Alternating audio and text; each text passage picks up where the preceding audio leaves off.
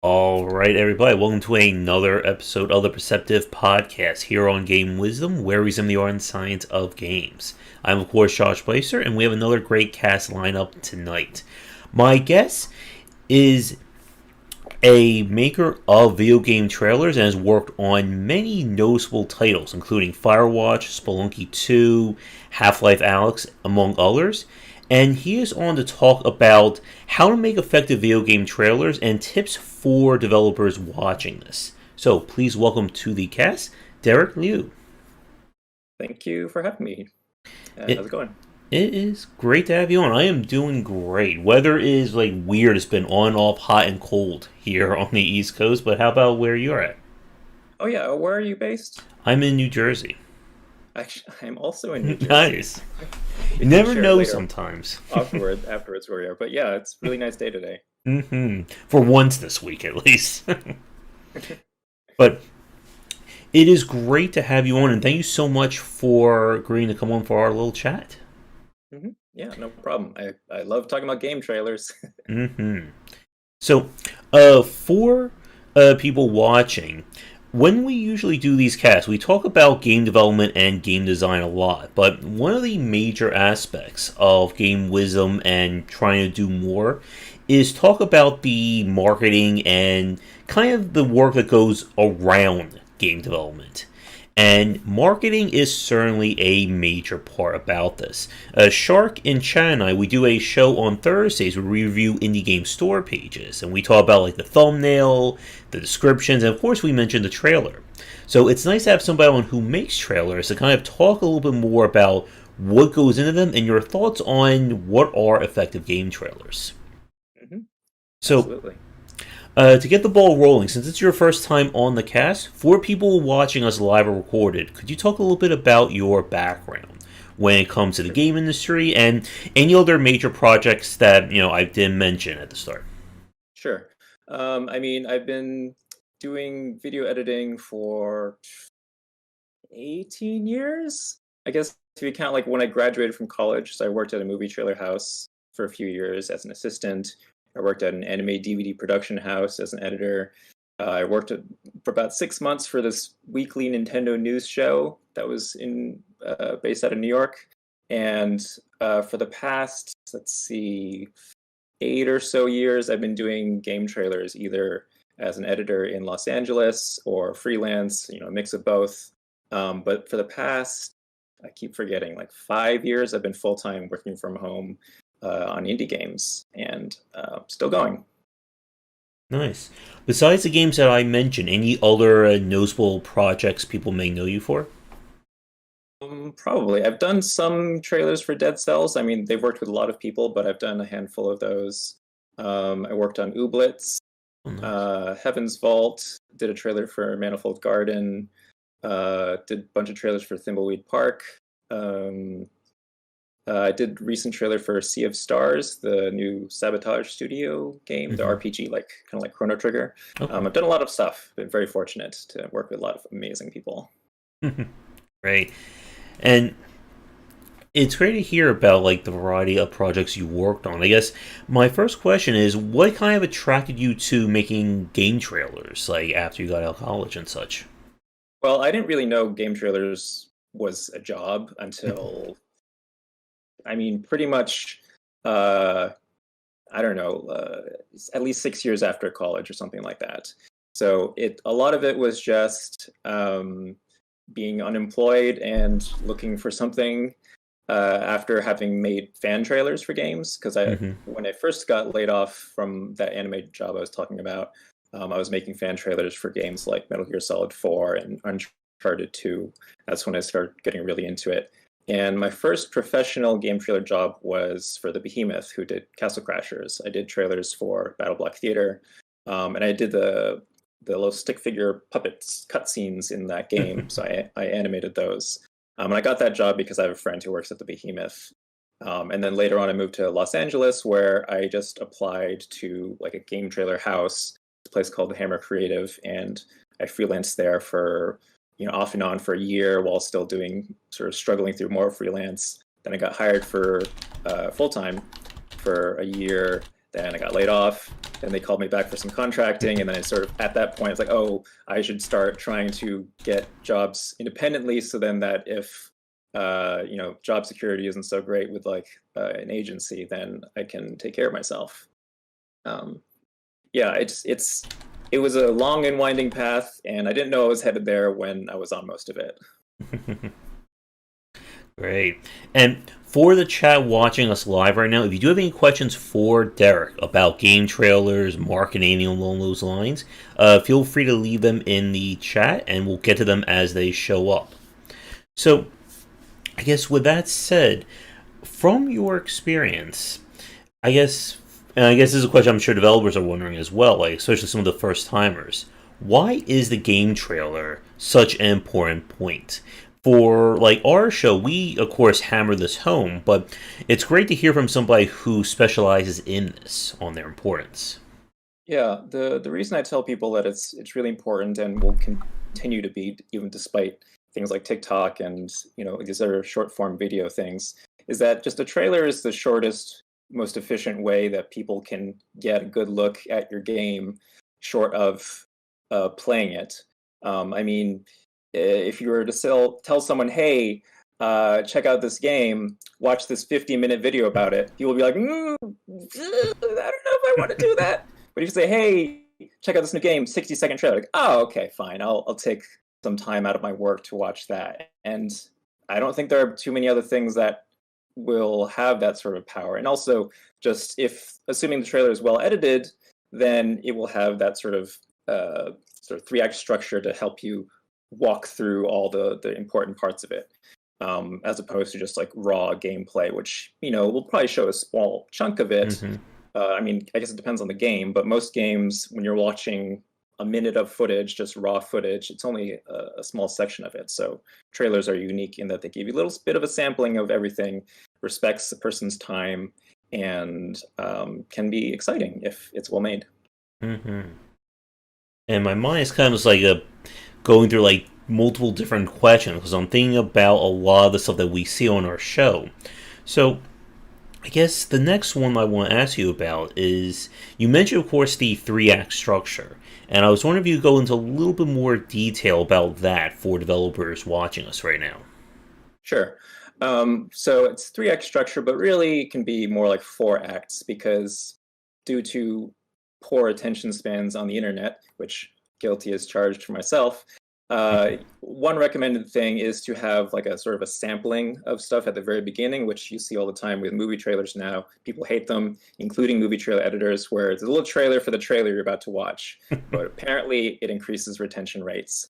And this is also good for something like Steam, where my friend Chris Zukowski from howtomarketagame.com did a study where he saw that a lot of people who browse Steam store pages, when they look at the video, if they look at the video, they start clicking through the progress bar because years of game trailers, which starts off with a bunch of logos or like really slow intro shots, has trained people to skip ahead because they know, oh, it's always going to be a bunch of logos for the first 8 seconds. So I should skip through.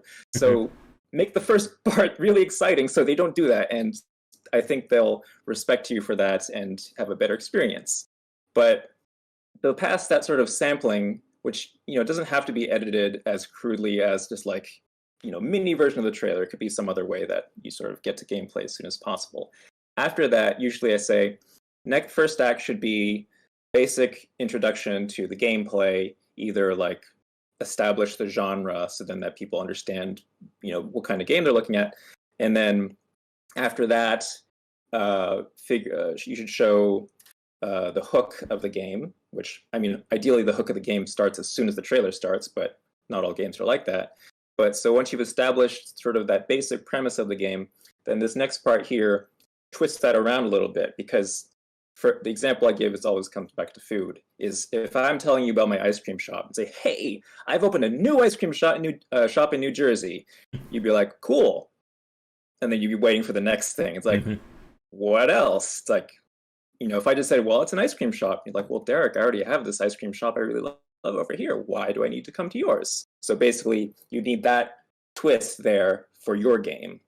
So for the ice cream shop, it could be like, the ice cream is stretchy, it's rolled, it's made with liquid nitrogen or something like that.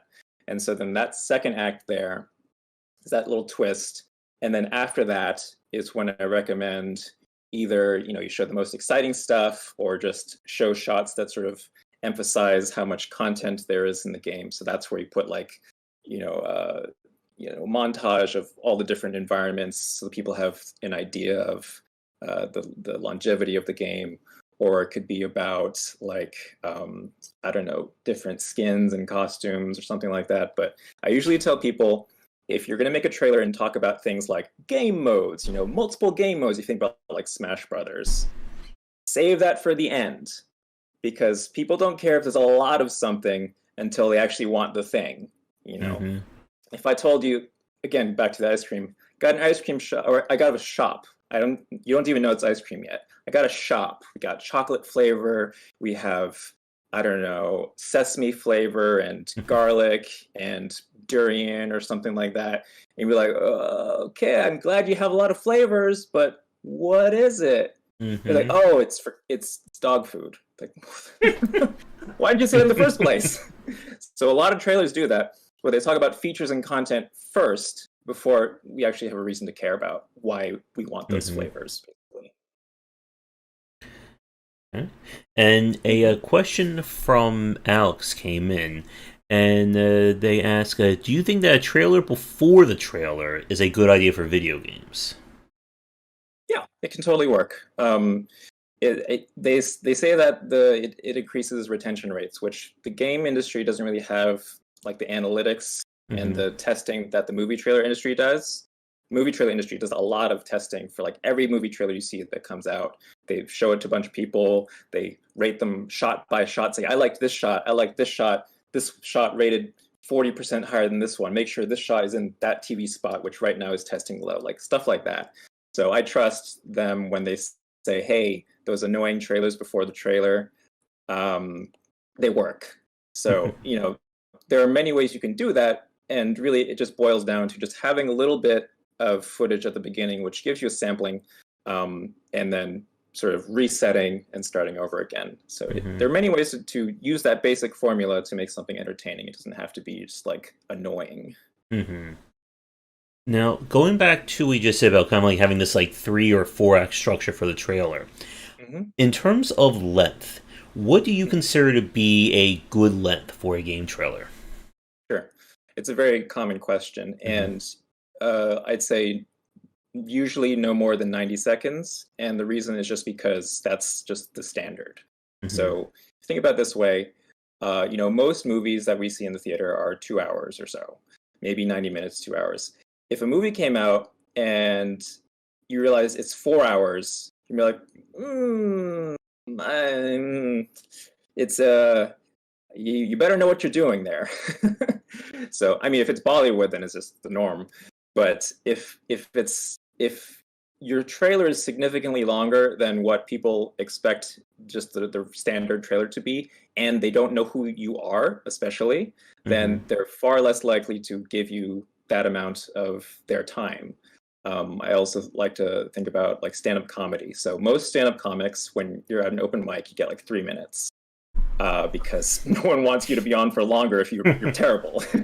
Yeah. They're not going to give you half an hour your first go unless they're very generous, or I don't know, you're friends with a bar owner or something like that.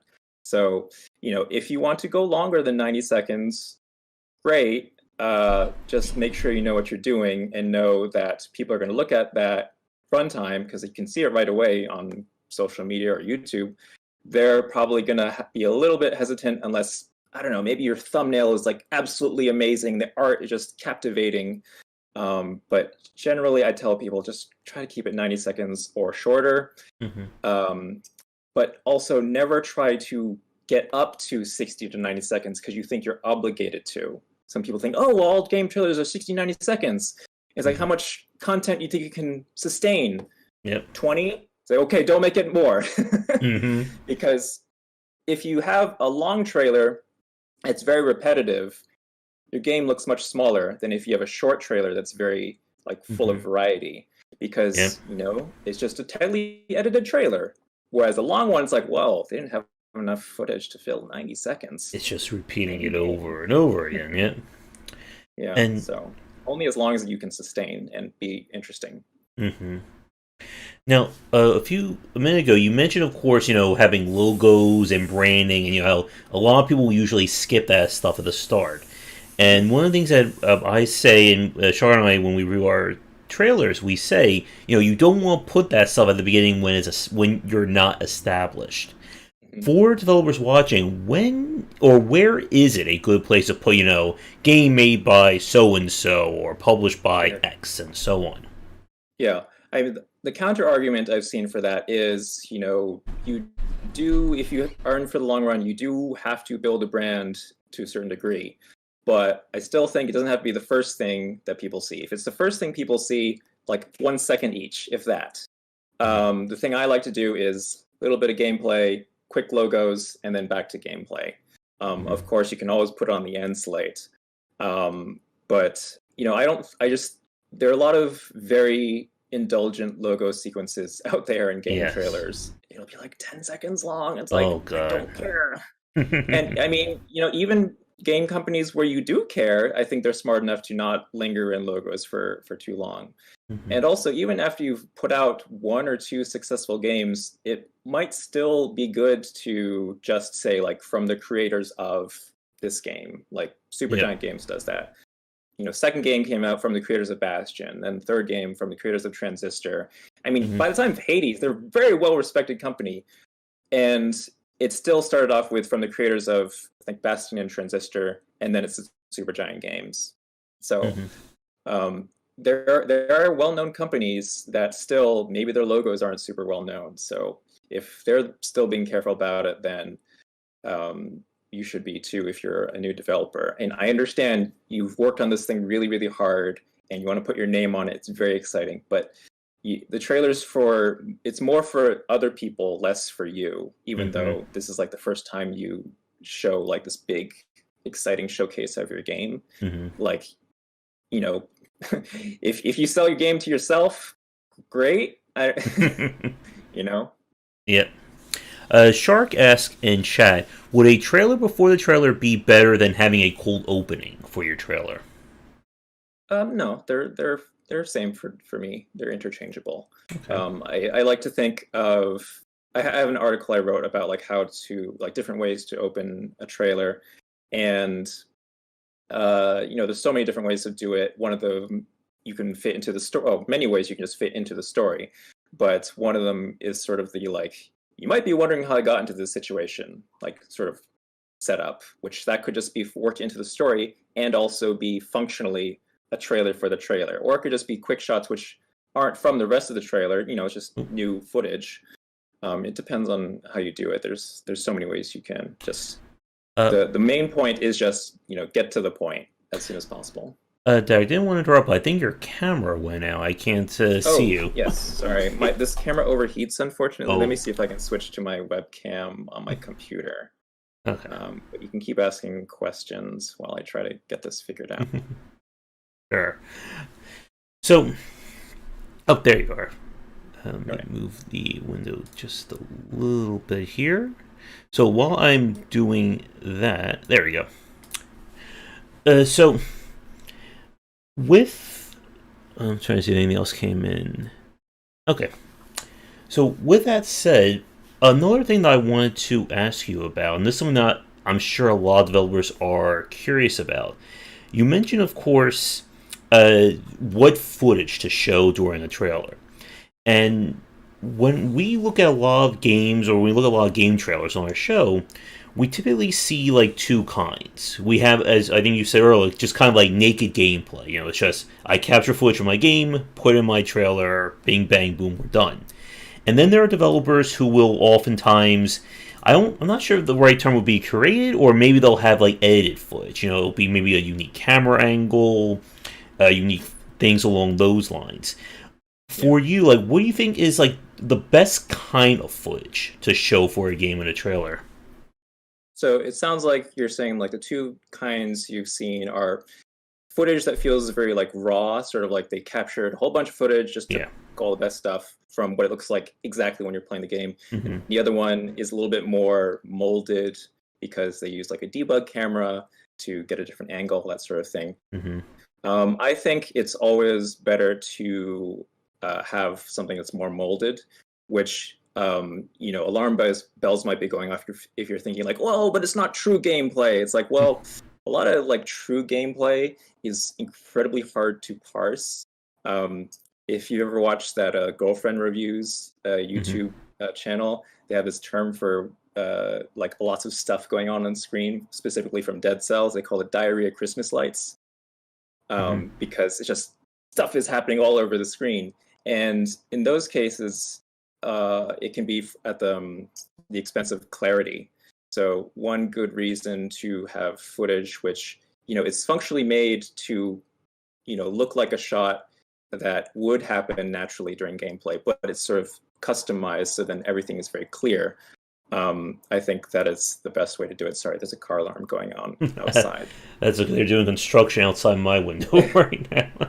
But I mean, I think that the gameplay footage needs to be captured specifically for the trailer in many cases. I mean, I do have some in my trailers where just serendipity happened and like, oh my God, I'm glad I was recording when that happened because that was an amazing moment. Or maybe while I'm capturing an amazing moment will happen and I'll just try to recreate it because maybe there's something distracting happening in like this part of the screen or this part of the screen. So even if there's a moment in the trailer that's like a mistake, it'll be a choreographed mistake. So then that you purposefully understand, oh, in this game you die a lot or something like that. But I can usually tell when I'm watching a game trailer and the footage is just cobbled together from like a 4-hour session of playing the game. Because it's usually not clear. It also feels very it feels like it has lack of intention. It's like, oh, this person wasn't trying to, I don't know, hit this enemy over here, then jump over here to do this platform puzzle or something like that. It's just kind of like, oh, it's just a bunch of stuff. And when you're watching a trailer where the editing and the capture feel like they don't have much purpose to them, there's no sort of like rhythm or design behind it, then when you're watching that, you're going to be like, well, why should I pay attention? Because clearly this person didn't really put much into it. And if the editing and the shot order is random, then you don't know what to expect. So that means that you don't have an idea of where it's going, and you kind of don't care to find out because it's going to be someplace random. Whereas if a trailer's made with like a lot of intent, whether it's just something like cutting on the beat, it's like, oh, this person put in that much effort to just at least cut on the beat. So I know they cared about it that much, so I will care a little bit more. Yeah. And like you said, getting that flow right is very important. I think it's very tricky for a lot of developers as well. And one of the things that we see from a trailer, some of the games that we've played, like you just said, there are some where it just feels like I'm watching random game footage. Here's a fire world, here's an ice world, here's a mechanical world, whatever. And then you have those where, as you said, like if it's time to the music, I think that's like one of those really nice flourishes that kind of gets your attention going.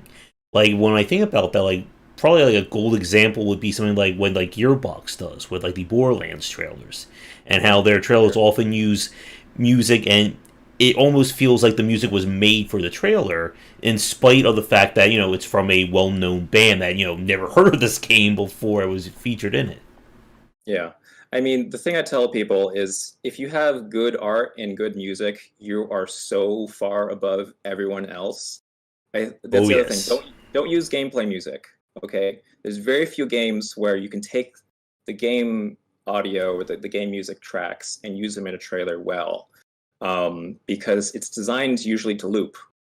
So that means that the beginning of this track sounds basically the same as the end of the track. So your whole trailer feels like the energy is just completely even all the way through. It's the exception when I'm working on a game, I say, hey, send me your music files. And I look through them and I'm like, oh my God, I want to edit with this music. Usually it's like, needs to build a little bit more here. And we need to have an ending added to this because right now this is set to just loop back to the beginning. So Katana Zero, I did a trailer for Katana Zero. If you look up Katana Zero therapy session trailer, that game has amazing music. I just used the tracks that they gave me, Mm-hmm. and I loved every second of it. Yeah. And for people watching us live and recorded right now, yeah, like music, that's another universe of a topic for these kinds of talks. Now, speaking about gameplay, a question Alex brought in, and this was actually one I wanted to bring up as well. And that was, how do you make a trailer with odd or abstract gameplay? And to like kind of add on to that, obviously there are plenty of different kinds of designs out there, and as you said, like very like action, very artistic games, it's easier to make a trailer because you have something very punchy, something very impactful to show. But Yeah. we have, of course, seen plenty of games, from the puzzle genre, from turn-based strategy, games that are more slower paced. They're not exactly lending themselves to that very high-octane trailer. Do you have any advice for developers who are working on games along those lines? And does anything change in terms of trailer for them? Yeah, I mean, the basics of the structure and pacing are the same for those games. It's just that it is much more difficult to make visible the player decisions, which is what your goal should be. You need to help people understand what is the player doing, how are they affecting change in the game.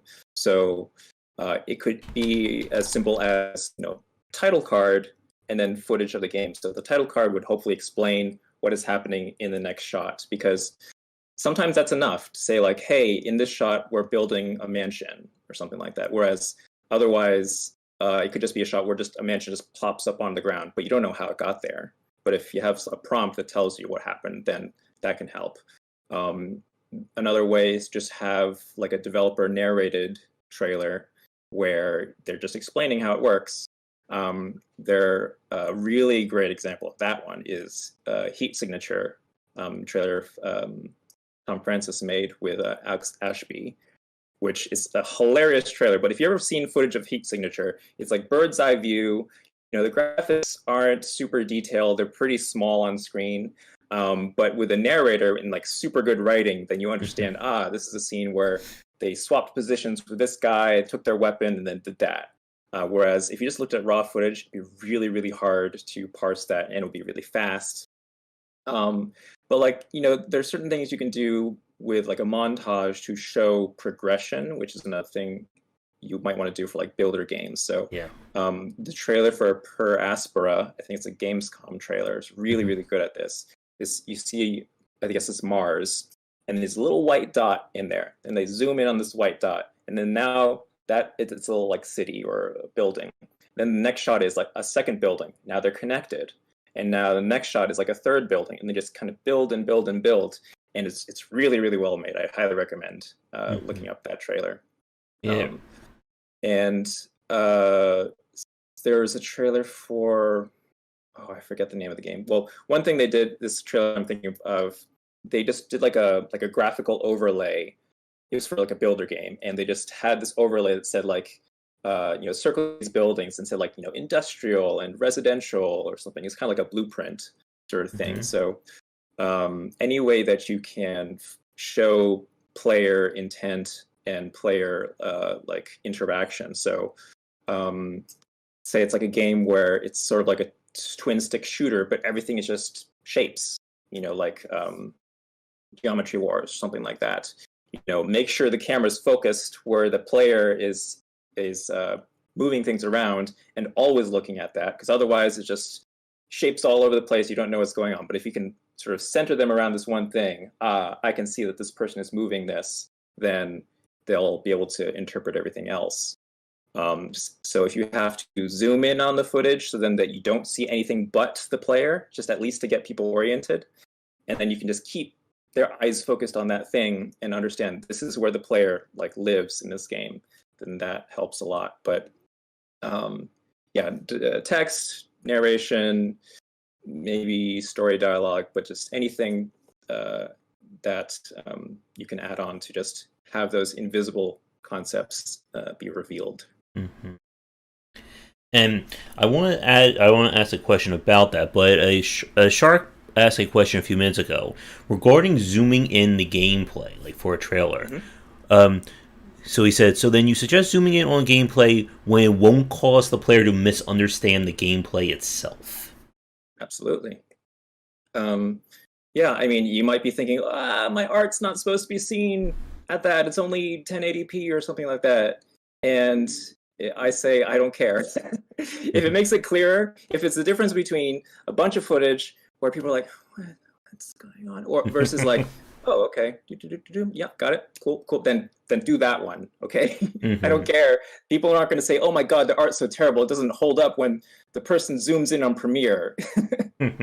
People aren't that mean. They're mean about things like puddles and bloom light or something like that. But like, if it's like very clearly just zoomed in a little bit, 150%, then it's fine. For the sake of clarity, then do what you need. So, getting back to what you just said about kind of using narration, text, things like that. When it comes to like using text in a trailer, do you have any like tips regarding that? Because I've seen games that sometimes the text is just like text on black screen. Sometimes it's text overlaid on gameplay footage. Like, any suggestions regarding what's the best way to show text during a trailer? Okay. Yeah, I got a lot on this one. So the basic tip is if you have text on screen and anything else, the text will always win, assuming the person watching can read it. Like it's their language, because just our eyes are drawn to it. So if there's any text on screen, the text will be seen and everything else will be forgotten. At best, maybe they'll see some like color, or if they somehow decide to not read the text, then your text isn't going to get read. So usually I recommend, first of all, trying to make your trailer without text. Just try it without text first. Don't assume you have to do that because you saw it happen in another trailer that you really liked. So, if you're going to have text on screen, make sure it's, make sure that you want it to be read. So I see this a lot with game trailers where they have like dialogue boxes and they don't give you enough time to actually read the dialogue because they didn't really intend for you to read it. They put up the shot to say, hey, there's dialogue in the game, which for me feels like a wasted opportunity, because if you have dialogue boxes, that means there's a story in your game generally. So why not use those dialogue boxes to actually have dialogue that helps tell your story? It shouldn't just be like, hey, there's dialogue. It's like, okay, great. Check out my movie. There's dialogue. So try to have as little as possible. So I will frequently, like, say I'm working on a game with a bunch of dialogue. There's a line that's 2 sentences long. I will try as hard as I can to make it 1 sentence or fewer, or just be like a really, really quick phrase that says a lot about either the story or the character. But I try to never have any dialogue on screen or text on screen that isn't meant to be read. If it's not meant to be read, then just cut it out or do it better somehow by picking something more evocative and sort of illustrative of what your game is all about. So if you're going to have text on screen, make sure that you don't care that anything else is seen. Like, don't expect that someone's going to look at the text and then look at the gameplay and back and forth, and then they'll split their attention and end up getting like half of every other thing. So if you're going to have text on screen, the background should basically be a background. Like, it should be made to like as like a very fancy frame for that text, I think, rather than be like the thing that the text is talking about exactly, unless it's like really, really easy to read that gameplay shot. But the text will always win. Do you recommend, or are you fine with having text on kind of on a black background when there's like no gameplay footage, or should there be something behind the text or something else on screen with the text? Yeah, I mean, it depends on how good the graphics are. It can be kind of boring to just be black on screen, but I mean, it could be a missed opportunity to say something more about your game by having a cool background made by like, I don't know, graphic designer, get a motion graphics designer, because just the graphics themselves can say a lot about the game. Like, if you think about graphics from, I don't know, The Darkest Dungeon, that looks like the Darkest Dungeon, not like much of anything else. So that's a missed opportunity. If it's just like Times New Roman on black, I'd say probably don't do it. Helvetica on black, probably also don't do it unless it really, really fits into the design and the art of your game. So, and again, a lot of times people don't need it because a lot of times I see text in game trailers and just pointing out something that is just blatantly obvious without the text. And I'm glad you mentioned Darkest Dungeon, because that takes me to another question I want to ask you, and we have a few questions in chat that I'll get to after this. But with Darkest Dungeon, with another style of trailer that we see is kind of the opposite of what you describe, where it's not gameplay focus, it's more, aesthetics and tone focus. And, Darkest Dungeon would be a clear example of that. I would probably say maybe like the first Hotline Miami trailer would also kind of fit that mold, where you're not really showing gameplay, you're showing something provocative, something that's meant to kind of give you an idea of the tone and mood of this game. For that, what do you think about those kinds of trailers versus the ones that we've talked about already that are more, gameplay showing, more, giving the player a good idea of what this game is?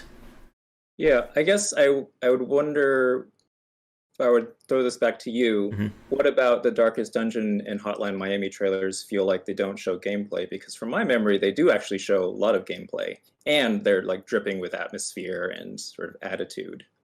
Well, I think with yeah, I'm remembering the very first the Kickstarter promo trailer that they also use as kind of their primary trailer. That it showed them unearthing the mood or unearthing the tomb. They showed the character run away. They showed the ancestor shooting himself at the end. I don't remember there was actually anything in game during that first trailer. Okay, this is for Darkest Dungeon. Yeah. I think I haven't seen that one, but most of the ones that I've seen do have gameplay, but they usually strip out a lot of the HUD, but you can still kind of see turn-based battle. I think it's turn-based, where you see the slashes across people, and it's very moody. I think that those trailers have their place. You shouldn't think of it one size fits all for trailers.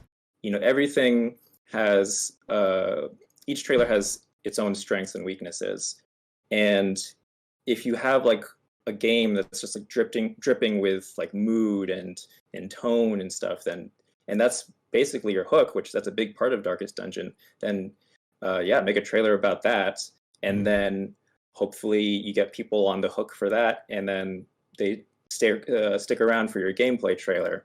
If you got it, flaunt it.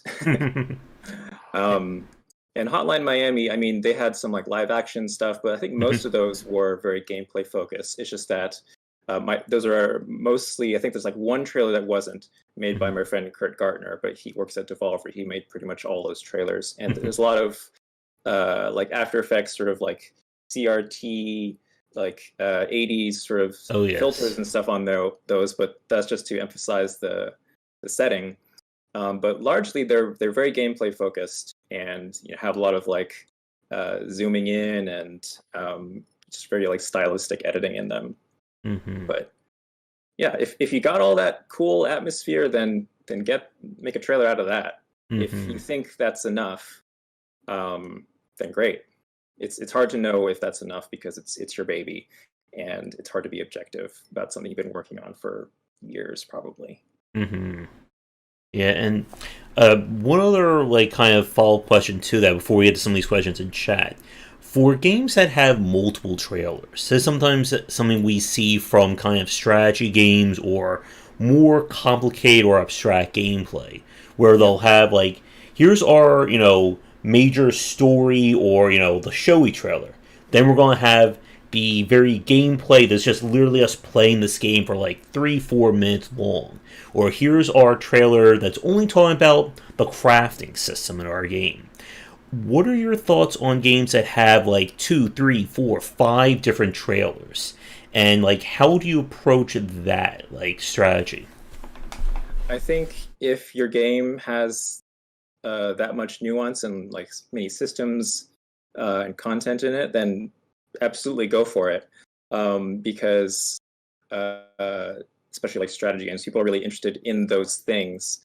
If your game doesn't have lots of systems, then don't stretch it out through a whole bunch of trailers. Like if it's a puzzle platformer and you get it from 1 or 2 trailers, don't make 6, because it's basically following that rule I was talking about, where if you have a 90-second trailer and it's all repetitive, then it can be really hype killing, basically. Like, because if you think about it, the way I think about it is that trailers are like tent poles in the marketing timeline, and when a new one comes out, you're usually thinking, oh, something new, exciting is coming out. It's been X number of months or a year.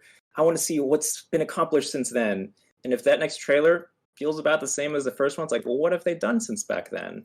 It's like, well, that kind of kills my mood, because now when the game comes out, I don't know if it's going to be much better. Because I think people, whether they realize it or not, I think they look at the content of each trailer, if they're following the whole thing. And if this trailer has this much content, this one has this much, this one has this much, like, oh my God, by the time the game comes out, it's going to have all this stuff they haven't showed us. But if it's like, trailer, this one's about the same, this one's about the same, like, oh, they're kind of spinning their wheels, aren't they? Mm-hmm. So that's exciting. Probably not. But yeah, if it's like, Deus Ex, where you can play as a hacker, you can play as infiltrator, you can play as the action thing, then yeah, absolutely show all that stuff. Okay.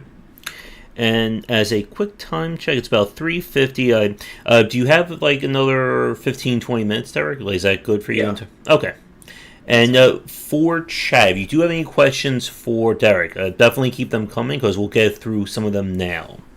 So let me pull up the chat here. Okay. All right, this next question came from Alex. He said, Derek, one of the things board games and Nintendo and so will use right now is having player reactions in trailers. Why do you think it's not commonly used? I think it's not commonly used because not a lot of games are about that sort of group dynamic, where it's like fun to play together, and you get the whole family in the living room and you play this game. So, and the other reason is that it's really, really hard to make that sort of footage look authentic. My friend Kurt, who I mentioned, he did the trailer for Fantastic Contraption, where they shot people playing the game, and he said he got all this footage where people were genuinely having fun and laughing, but when he cut it in, it's like, this looks fake.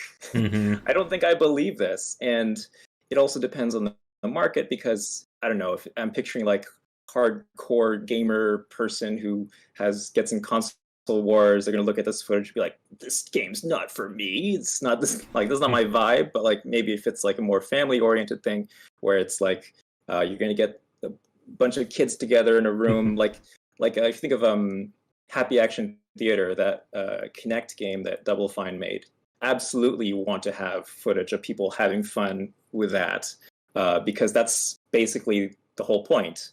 But the reason that you don't have it is, I mean, also it adds another production wrinkle where you got to film people, which means you have to have decent camera, good lighting, and direct the actors and stuff. It's just it's more of that. I did a trailer that I edited for Heave Ho, which is a game released by Devolver, where you're like a head with arms on the side, and you have to like hold hands to like get across platforms and stuff. And they used footage from it was some sort of trade show event where people are just playing and having fun.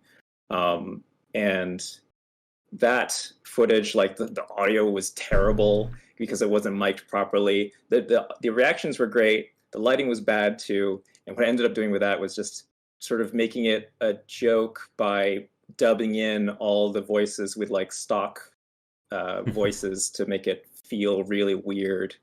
But it's hard to do, and it's hard to make look authentic.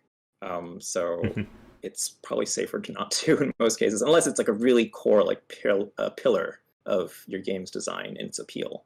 Yeah. And to kind of build off of his question, another thing that I see some developers will do is they'll use YouTuber and Twitch stream footage like directly in their trailers. Like they'll just literally like cut somebody said something wacky while playing my game during their stream, they'll cut like that 5 second sound bite, and their trailer could just be made up of either nothing but those sound bites, or Yeah. gameplay footage, streamer. Is that an effective strategy, or do you think that also gets into that fakey kind of look? I don't think it's fakey necessarily. You just need to make sure that your audience is sort of aligned with those streamers. Hmm. Because if they don't care about those streamers, then it's just like, I don't care about that. So, the same problem with reviews. A lot of people hate reviews and accolades because like, I don't read these publications. I don't care. But like, if your game, say it's like about a certain subject that this magazine or website covers normally, and the person who is your target audience would probably go to that website to check out, see what they think, then great, you're saving them some work. But if it's just like a bunch of streamers and no one who watches the trailer knows who they are, then it's like, okay. But like, I did a trailer for Subnautica, which has a giant support, a giant amount of support from YouTubers and streamers who are also very big and well known.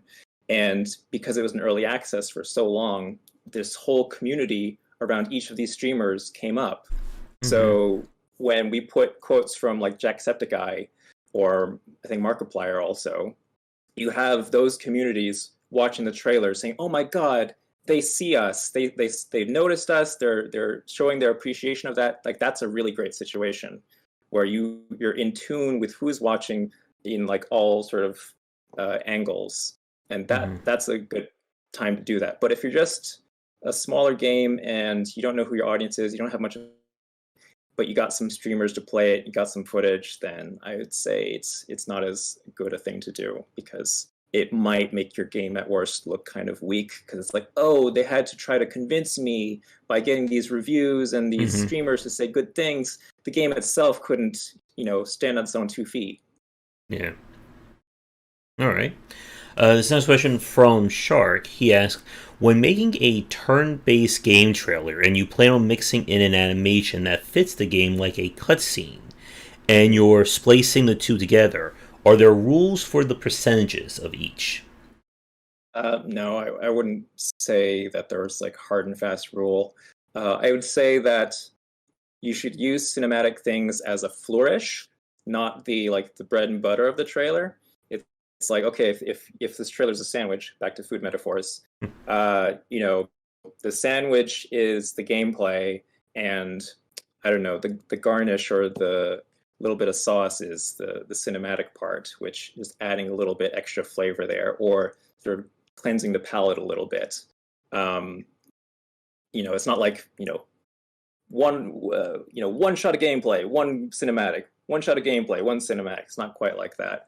Also, because if you have that sort of even pattern there, then people will get a little bored, because then your editing is very predictable. It's like, okay, here comes the cinematic shot, here comes the gameplay shot, because you've programmed people to understand that's what your trailer is going to be like. So I would say, mostly gameplay, and then maybe you're transitioning to an intersection by having this one gameplay bit be illustrated by a cinematic angle, and then you move on to the next thing, and you sort of repeat. But try to do things in like threes or less, because people like things in threes. All right. And as a time check for the people watching, I say we have about 10 minutes for our discussion, so this will be last call for questions for Derek. So if you have any, please get them in now, because once we're done with the set that's in, I have a few quick questions for you, and then we'll probably begin to wrap things up for our conversation. So, a question from Will came in. Since so many trailers use like fast synth music, cut on the beat, zoom in, close-ups, big screen shake on hits, etc., at what point will it make your trailer stand out more if you do the polar opposite of that? Sorry, if you're like, I guess doing the opposite of what everyone else is doing. Like, instead of doing like all like the fast cuts, zoom in, big screen shakes, like I guess going like, do you stand out more if you do the opposite of what everyone else is doing? Not necessarily, because people aren't super in tune necessarily to like the game trailer zeitgeist. I mean, unless it's maybe you're working within a genre which has like very familiar tropes, which there aren't too many that are like that. Like, um, I was gonna say like the simulation sort of games, which simulation games like it's funny they either are very dry or they're amazing. If you watch the Mm-hmm. trailer for Fishing Planet, it's an amazing trailer. It's about fishing. But I'd say never do anything for the sake of doing it. Mm-hmm. You should let the material guide your decisions. This fast cutting makes sense because this is a game that has that sort of vibe to it. It's slow cut because it also has that sort of vibe to it. I once was critiquing a trailer for a game which was like a pretty chill, sort of like building and like a Pokemon like game, and for the sake of my critique, I was watching the video at like 75% speed because so I could talk over it. And actually, the trailer worked way better because it was cut way too fast at full speed. So you should if you ever find yourself thinking, should I do this? This other trailer did it. Just stop there. Stop there and then think, why did that trailer do that? Why did that work? Is that what I'm trying to do with mine? Then great. If not, then do something else. Think about what your game needs, not what other people have done, what you're going against by having your trailer edited this way, etc. Mm-hmm. And speaking about looking at other games for inspiration and other trailers, Baka Brian asks, if my game is meant to be in the style or spirit of another major game, is it better to have to be more comparable to the original or set it apart in the trailer? What you need to do is what I was saying earlier, which is, okay, establish that you're sort of in the similar space at the beginning, just so then the people know, like say it's a walking simulator game.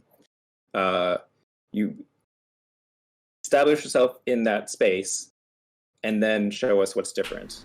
So like one of the main directions I got for the Firewatch trailer was, we want people to know that stuff happens in this game. And what they meant by that was, this is not like digital archaeology game, which like Gone Home was, which all the events that happened in Gone Home happened before you got there, Mm-hmm. except for the events of you going through the house. Whereas in Firewatch, all the things that happen in the game are things that like you're in the middle of, basically. So we we could have made a Firewatch trailer where you're picking up stuff and looking at it, and it would look very much like Gone Home, but you'd be missing out on just like a big part of that game. So don't be afraid to just sort of have a little bit of overlap of sort of like my game's kind of like this too, but quickly once you've established that, tell us why it's different. Again, with the ice cream shop metaphor, say, okay, got an ice cream shop. I love ice cream, but give me a reason to go to yours in addition to mine or instead of mine. Mm-hmm. Yeah, and I think for a lot of developers, especially those that are either mirroring or being inspired by other major games, it's very hard to kind of like try and break away from that. If FTL did X, let me do X. If Darkest Dungeon is this, let me do it like Darkest Dungeon. And it's definitely tricky to try, as you said, like, you have to give them you have to explain to them that, yes, it's an ice cream shop, but at the same time, why should I look at your ice cream versus, all the other ice cream shops around me? Yeah, and it basically, people are just looking to see, like, people want the game to be different because people, they love Darkest Dungeon or they love Binding of Isaac, and if they can get some of that thing that they love but different enough that they enjoy it, they're going to be thrilled. They're not looking to try to be mean, say, oh, what's this game think it is? Binding of Isaac's way better than this game. They want to find a new game. That's why they're watching a trailer for a new game. So, but you need to help them understand that this isn't just like a reskin. There's something to it. it's not like a clone where they just swapped out the art assets and everything's the same. They're trying to make a quick buck or something like that, which I think most people are not doing that. It's very few, or there's probably a lot of them doing, but it's in a certain part of the market. But yeah, it's you need to show why it's different, and this is why I recommend people try to think about trailers as soon as possible, like maybe even before they started making the game, because if you think about, okay, how would this game look in a trailer? Well, we show this part, then we show this part. How would that look compared to this game that I'm inspired by? It would look basically the same. Might need something more, you know. And Shark wanted to ask you to clarify when you said threes, as in 3 parts of gameplay and 3 parts of animation. Okay, so basically, like, if you're gonna have a montage, which is like feature, footage of the feature, footage, feature, footage, stop after the third one. You know, the third iteration of something. So like a lot of times in my trailers, I think of each section as one particular idea that, or high level sort of editing idea that I'm having. So like opening is, okay, you know, montage of the basics of the game. So maybe like 3 shots of just walking, 3 shots of jumping. That's probably still too many. Sometimes I'll do like 2 shots, and then when they're expecting a third, actually we've switched it around to the next thing. Then there's 2 shots of that. Then we move on to the next thing. But if you have like a section which is like, oh, in this game you walk. Once you get to the 4th shot, people are like, I get it. You walk in the game, okay? So don't try to repeat like a cycle of something more than 3 times, really. I wasn't thinking like, you know, 3 parts gameplay plus 1 part cinematic. It's not exactly that formulaic.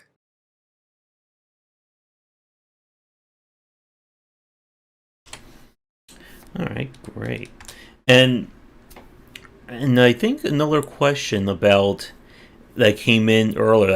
I'm not sure if this will be too much, if this is similar, but any tips regarding marketing a trailer? We've talked earlier about having like a trailer for a trailer, but Yeah. any tips on getting like people interested in seeing the trailer in the first place? Yeah, that's a tough one. Yeah, That's more like a PR marketing yeah. strategy person sort of question. Mm-hmm. I will tell you that just uploading it to Twitter doesn't do it. Mm-hmm. I mean, it's you have, it depends on like the size of your game, your level of experience, how long you've been in the game. But I mean, make sure that Steam page trailer is really, really good, and people don't skip through that progress bar, because ultimately, if you're developing for PC and you're on Steam, that is where it really, really matters. But it's otherwise really hard. It's because it's like, it's not just like post to Reddit and then post to Twitter, then post it to TikTok, then people will see it. It's really depends on so many different things. Not the least of which is just how your game looks and sounds and how the music is, that sort of thing. But I've definitely worked on games where there seemed to be no strategy for getting in front of eyeballs when it came out. It just got uploaded to YouTube or Twitter and then got a few hundred views, and then that was it. But if you have some sort of like press outreach where it's, you know, the trailer is part of this news article that you're going to get with this publication, that helps. But I don't actually know a ton about how to actually do that part of it. I just focus on the trailer most of the time. All right. And Juan's question I think will be our last one for our chat, and then I have a few quick ones for you, and then we'll wrap things up. Juan asks, do you ever take a look at direct response marketing for inspiration for game trailers? What is direct response marketing? That I am not sure of. If you can elaborate on that, while we wait, I guess I'll ask my question. Regarding narration or vocals during a trailer, I've seen some trailers, they'll have, unique narration. Again, Darkest Dungeon being a principal example. Some will just, they'll just use sound bites from the game. Like, they have, like, professional voice actors and actresses, or just, various, what's the term? Not barbs. How when people shout out, that kind of thing. Barks. Barks, thank you. Any thoughts regarding like what kind of vocals or narration to use in a trailer? Yeah, that's something I like to do a lot of times. Hmm. And from my background in movie trailers, it's something I enjoy quite a lot, but it's very, very difficult to do because doing that is basically like taking a giant jigsaw puzzle and trying to make a smaller one that looks basically the same, using a certain number of the pieces. My main advice, if you're going to try to make a trailer story using dialogue from your game, is once you've put together your script, read through it from beginning to end.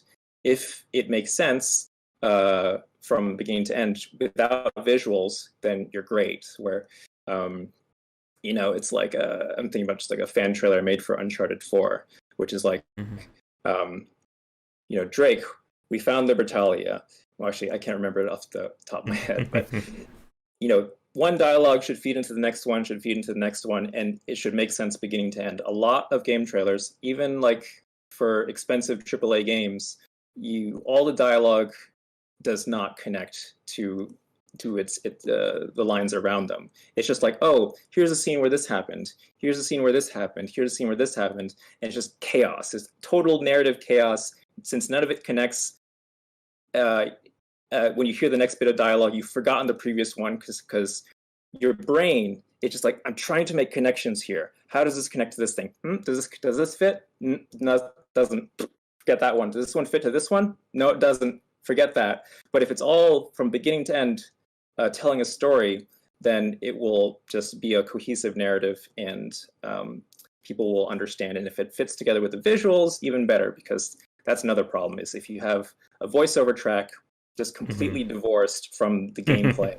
And it's like, okay, I'm either paying attention to the story or the gameplay, but since they're not sort of threaded together, then I'm only doing one at a time because they're not playing nice with each other.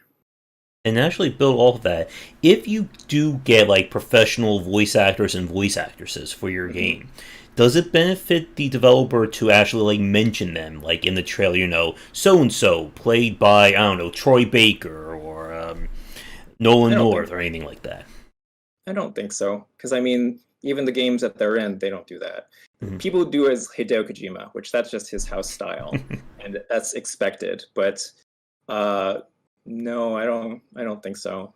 I Okay. because yeah, those people have their fans certainly, but it doesn't say anything about the gameplay itself, which is ultimately what people care about. People just want to know how the game is. If has their favorite voice actor, Yahtzee. But other than that, I don't think people really care that much. Mm-hmm. Okay. Not to say that voice actors don't do a great job and add so much to a game. I'm just saying that in a trailer, Yeah. usually that's not what people care about. Mm-hmm. And one elaborate. Direct response marketing are marketing pieces that have the intention of making the buyer purchase by the end. Infomercials, sales letters in the mail, landing pages with a call to buy. So I guess like with trailers, like we also see is like the kind of the call to action at the Hmm. very end. Like any thoughts on that specific part of the trailer? Yeah, I mean, the things like landing pages would have their whole like design, ethos about like, oh, first state the problem, then show how this thing fixes this. Um, I think most game trailers don't really function in exactly that way. I mean, just at the end of the trailer, make sure people know where to get it. A lot of people Mm-hmm. don't do this. The title card comes up, and that's it. Like, where is it? Is it on Steam? Is it on Itch? Is it on PlayStation? What? And it's like it's the title. It's like, well, look in the description. No one reads the description, okay? I'm telling you right now, people don't read the description. I made an anime music video years and years ago. Number one question in the comments, what song is it? So I put it like above the fold in the YouTube comments or the description where the first thing said was the name of the cue. Mm-hmm. Still got those comments. What's the music cue? People don't read, so make sure that's on the end slate. Buy it now. Wishlist on Steam or wherever. And Mm-hmm. you're good. People like there's different schools of thought about websites, but my friend Dana Trabella, who works at Spoken Wheel Strategy, she says just get them to the Steam page. If you get them to the website, that's one more click between them and the store page, which is ultimately where you want them. Like I'm sure you have like nice screenshots and stuff there, but hopefully those are all on the Steam page too. So get them there, not your website, unless you're looking for like funding and publishers and stuff like that, and you want it all like laid out nicely for those people who care about those sorts of things. But if it's just for the customer, just get them to the store page, and hopefully your store page is excellent and helps answer any like lingering questions. And hopefully, as my shameless plug, you watch our Thursday shows where we do review store pages and provide advice on that front. But I'm sure everyone watching reads all my lovely text I put in all my videos, right? And yeah, Dom Harris said, people don't read something you really 100% need to learn in game dev. Yes, especially with UI and tutorial design, but that's another 3 hours I could rant on. And I know Derek has to go in a few minutes. I also want to say it's great to talk to someone else who also talks with their hands while we're having discussions, because usually it's just me doing that on these videos and casts. Sure. Trying to think, while I'm thinking about any final questions, anything else regarding the design, structure, or even planning a trailer that we didn't touch on that you like to bring up now? Put your sound effects in. So many game trailers, music, no sound effects. Don't make your sound designers cry. Sound adds so much to a game trailer. Like, I mean, I know that a lot of video on the internet is muted by default, but if the sound is so much a part of how a game feels and can illustrate like the crunchiness of the game or something like that, or it can actually help augment the visuals, because if you hear a glass break, you're going to look for what that's happening on the screen. And so many game trailers I see, they just turned off all the sound, which I get it. When you're capturing and you're not dealing with sound effects, it's one less thing to worry about when you're editing, but it's really important to your game, so therefore it should be in your trailer. Because the harsh truth I always say is that more people are going to watch your trailer than play your game, especially your non-gamer family members. They're not gonna, they're gonna be like, "What's this? This is a real job you actually have?" It's like, see this thing that I made? I've never heard of that either. That's very nice. I sort of get what you do now. You're crushing a lot of souls with that sentence there, Derek. Right? It's the truth. Yeah. I guess, and that's fine. So I guess one final quick point. I think we may have touched on this, but I just want to clarify it. There are some games that I've seen trailers that are just 100% all presentation, no gameplay, or even that it's more of like the spectacle of the trailer as opposed to the gameplay. Like, I've seen some developers will make it like an infomercial that it has nothing to do with gameplay, maybe just some wacky skit, and then maybe at the end it says, game is buy our game here. Like, do you think doing something like so outside the box, could that be effective, or should there still be a game connection to the trailer? If you're going to do something that outside of the box, you better have amazing writing or amazing presentation or something like that. Something that gives something to the audience that they enjoy, and they very at least get like good feelings out of that. Like, oh my god, that was so funny, hilarious. I gotta check out what this thing is.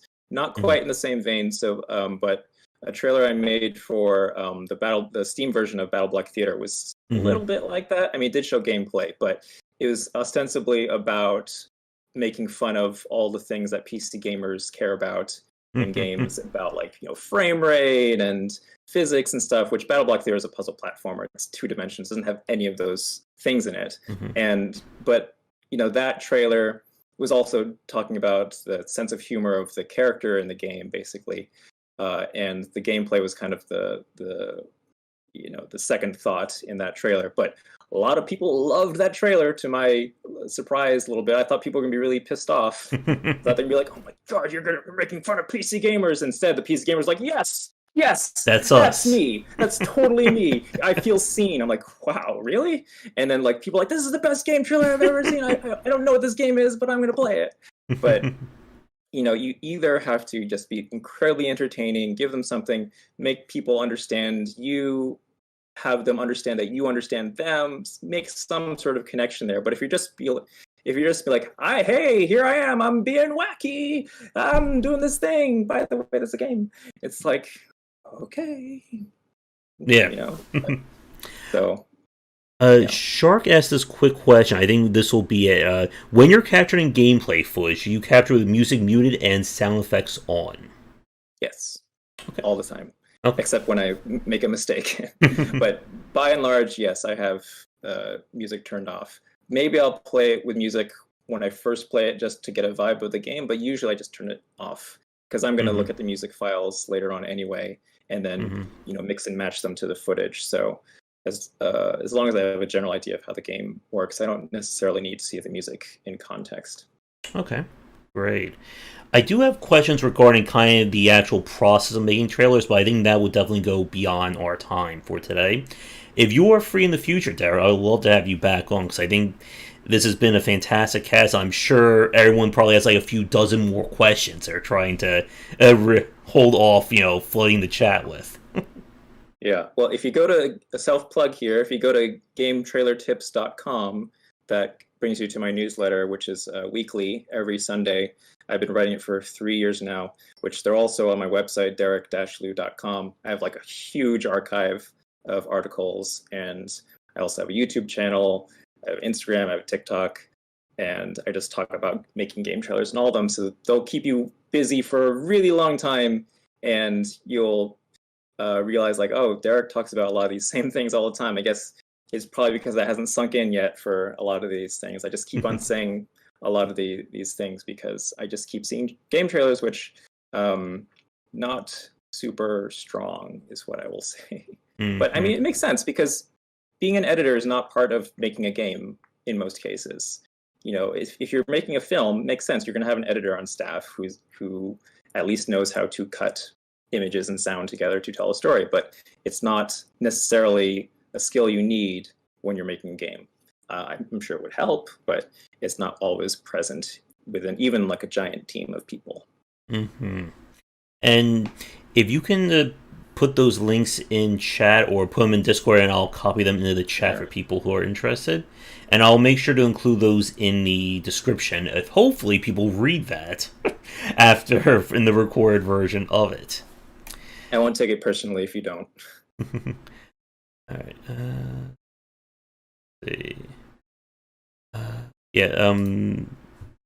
If you want to send them to me, I'll put them in the description. But other than that, I think that will do it. So, do you have any final comments, final thoughts, anything you'd like to say to end this cast on?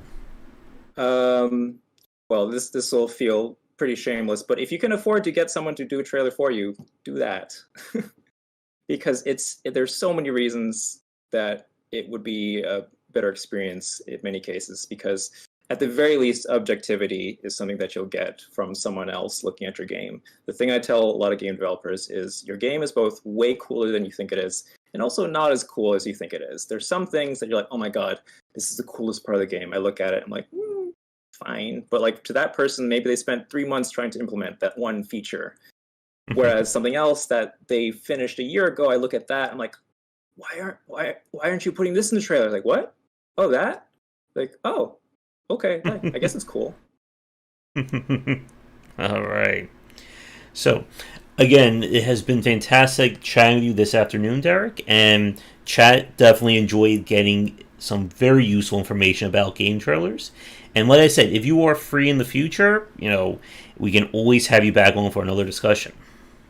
Sure, I'd love to. All right. So, with that said, we're going to wrap up this week's Perceptive podcast here. Thank you so much for everyone tuning in live or recorded. I'll include links to everything that Derek mentioned in the description down below. If you are a developer working on an upcoming game or just want to chat some aspect of game dev with me, we are always looking for guests. Be sure to reach out and check out my books, do all the social media, here's my call to action I need to work on. Do all the liking and subscribing, smashing the subscribe button, all that other great stuff that's linked everywhere. But come back for daily discussions on game design here and on game wisdom, where we in the art and science of games. Until next time, everybody, take care.